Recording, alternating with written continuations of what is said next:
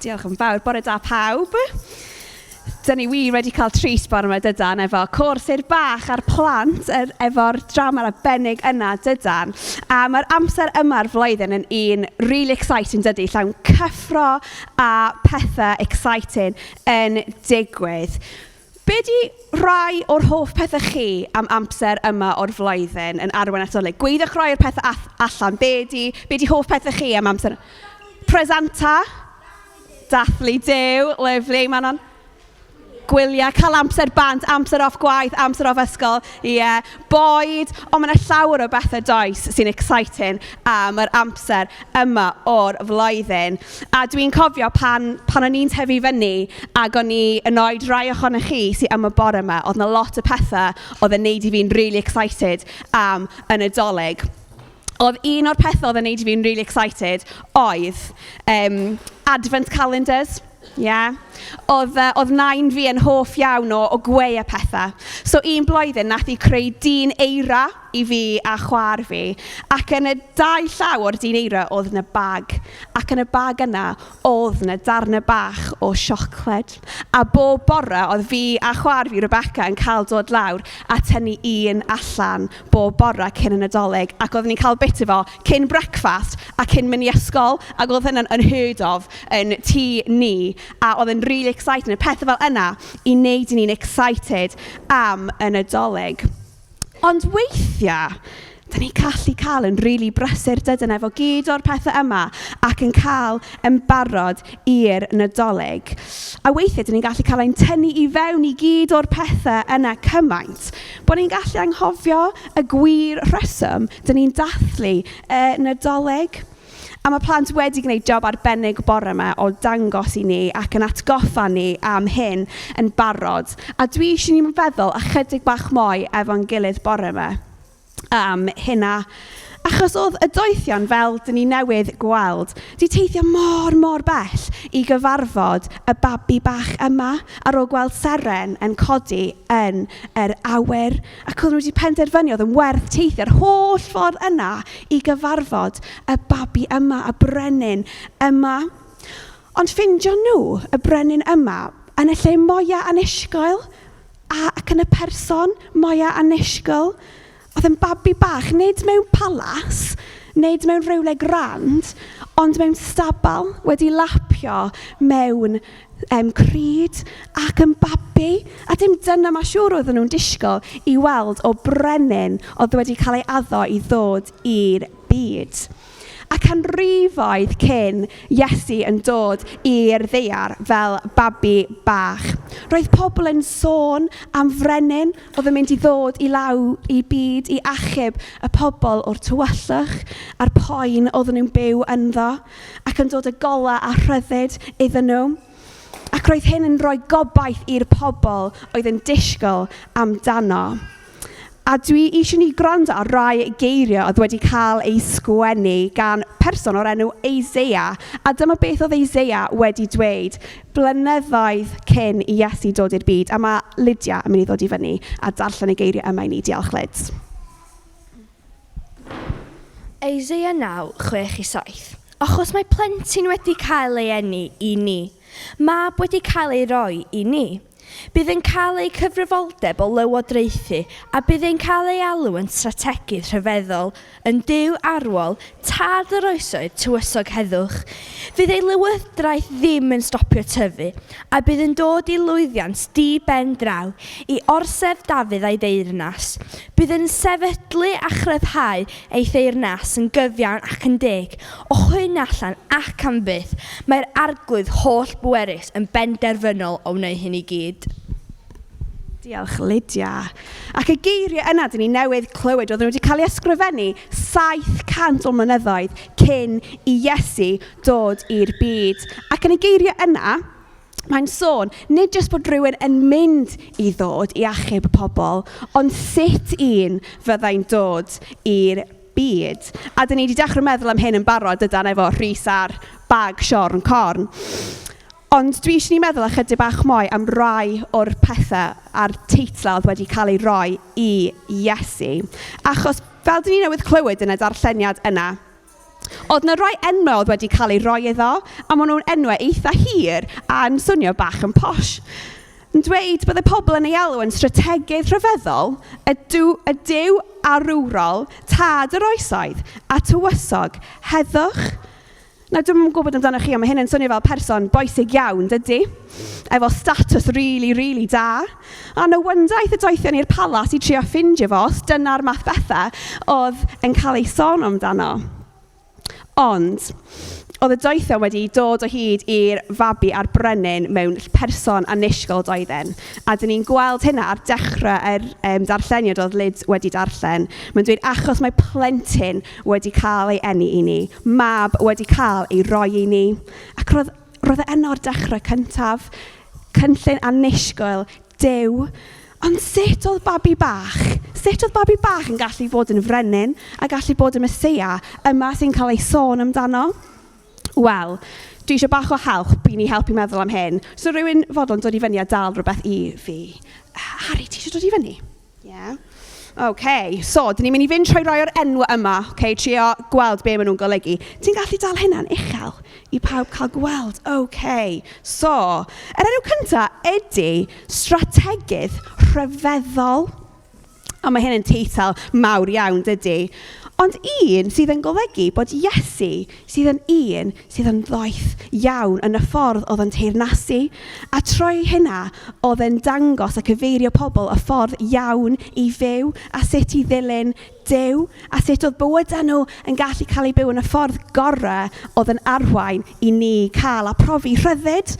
A dyn ni'n gweld hynna yn Iesu a sut oedd yn byw ei fywyd yn y ffordd oedd yn dysgu pobl, yn y ffordd oedd yn byw ac yn y ffordd oedd yn trin ac ymwneud efo pobl eraill.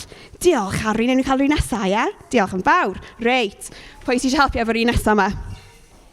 Rhywun, ti eisiau dod o'r cefn? Ti eisiau dod i fyny? Ie, come on ta. Gei di rhywun nesaf. Dal yn neitha uchel i pobl cael gweld, iawn. Gen ti breichau hir, does. Diolch yn fawr. Dych chi'n gallu gweld hynna? Mae gennym ni rhywun yn estyn allan. Achos yr enw arall sy'n cael ei roi Iesu ydy y Duw arwrol. Mae'n eto gair eitha rhyfedd, dydy. Ond oedd y teitl yma yn dangos i ni taw Iesu oedd Duw yn y cnawd. Oedd yn hollol dduw a hollol ddyn. Iesu oedd Duw gyda ni yn y canol o bob dim. Ac oherwydd hynna, oedd Iesu yn gwybod be oedd ei fel i bod yn person. Oedd yn gwybod be oedd ei fel i teimlo pethau a cael emotions a mynd trwy pethau gwahanol fel dyn ni, fel pobl yn mynd trwy. Ond hefyd, oedd e efo'r awdurdod a'r pŵer a nerth i wneud pethau anhygoel dim ond Duw oedd yn gallu gwneud. A dyn ni'n gweld hynna eto trwy bywyd Iesu. Oedd Iesu yn wneud pethau anhygoel, oedd yn wneud gwirthiau, oedd yn gwneud pethau anhygoel fel iachau pobl, fel maddau pobl o pechoda, tawelu storm. A mae hyn yn atgoffa ni taw Iesu oedd Duw yn y cnawd. Diolch yn fawr. Ti'n gallu rhoi rest i'r braich yna, diolch yn fawr. Reit, 2 mwy i fynd te pwy sy'n eisiau helpu efo'r un nesaf, Contelain. Reit, unrhyw yn cofio be oedd yr un nesaf te. Yr enw nesaf oedd tad yr oesoedd. A mae'r Beibl yn dweud wrthyn ni bod Duw wedi bod ers y dechrau cyntaf. Mae'r geiriau yma'n dod allan o'r Beibl yn dweud y gair oedd yn bod ar y dechrau cyntaf. Roedd y gair gyda Duw a Duw oedd y gair. Mae Duw wastad wedi bod. A just fel mae wedi bod at y dechrau cyntaf, bydd e wastad yma am byth i deyrnasu efo cariad, tegwch a gras. Byth i'n gadael ni ar ben ein hunan. Dyna di'r math brenin sydd wedi dod i lawr fel babi bach. Diolch, Elain. Gwych, reit. Dyn ni bron yna. Reit. Un sydd ar ôl. Ti eisiau dod fyny? Ie, come on te. Gen ti rwyd off ar dy dop. Smart iawn. Mae hyn yn un special iawn. Ti'n gallu dal o fyny i pobl cael gweld. Di pobl yn gweld be sydd. Mae ddim mor dda o'r un go iawn oedd gyda ni ar y dechrau. Ond mae gennym ni coron. Achos yr enw olaf oedd Isaiah wedi sôn am oedd tywysog heddwch. Achos nid yn unig oedd y person yma i ddod i lawr llawn doethineb, awdurdod a llawn cariad ac i fod gyda ni am byth. Oedd y person yma yn mynd i ddod â heddwch i'r pobl cael heddwch gyda Duw ac yn ein perthnasau efo pobl eraill hefyd. A mae'r heddwch yma ddim yn un sydd yn ysgafn. Mae hyn yn heddwch sydd yn mynd tu hwnt i'n deall ni ac yn dyfnach na dim byd ydyn ni'n gallu deall. A dyna di'r math heddwch mae Iesu yn cynnig fel tywysog heddwch. Mae'n y geiriau yma sy'n dweud, Iesu sy'n siarad hyn, heddwch, dyna dwi'n ei roi i chi. Yr heddwch go iawn sydd gen i a neb arall i'w roi. Dwi ddim yn rhoi heddwch yn yr un ffordd ar byd, peidiwch cynhyrfu a peidiwch bod yn llyfr. Diolch yn fawr am dal hynny i fyny mor dda. Diolch yn fawr a diolch yn pawb i'n helpu. So dyna oedd y babi bach yna. Dyna ydy'r babi bach, y strategedd rhyfeddol, y Duw arwrol, tad yr oesoedd a tywysog, heddwch. Dyna oedd pobl yn disgwyl am, a dyna daeth i lawr yn annisgwyl fel babi bach. Mi dod i lawr i fod efo ni, i fod yn ein plith ni a creu ffordd i ni, dod i nabod Duw, a cael y cyffro a rhyfeddod o cael nabod Duw. Reit, gen i cwestiwn arall i chi i orffen ar bore yma. Be di hoff ffilm Nadolig chi? O, Elf, yeah. Christmas Chronicles. Be amdano chi yn y cefn? Classics. Gweithwch nhw allan. Dwi'n hoff iawn o Nativity. 1, 2 a 3. Mae yna lot... Grange. Mae yna lot o rai da. Yr un ola.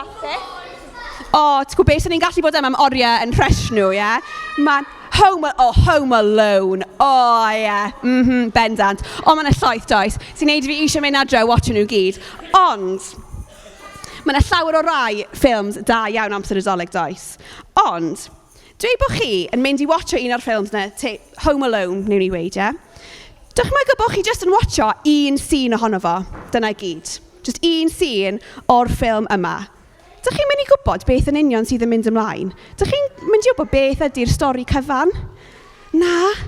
Mwyn deall y stori cyfan, dych chi angen watcho'r ffilm i gyd dydach i cael y stori llawn. Dych chi angen watcho fo'r dechrau i'r diwedd.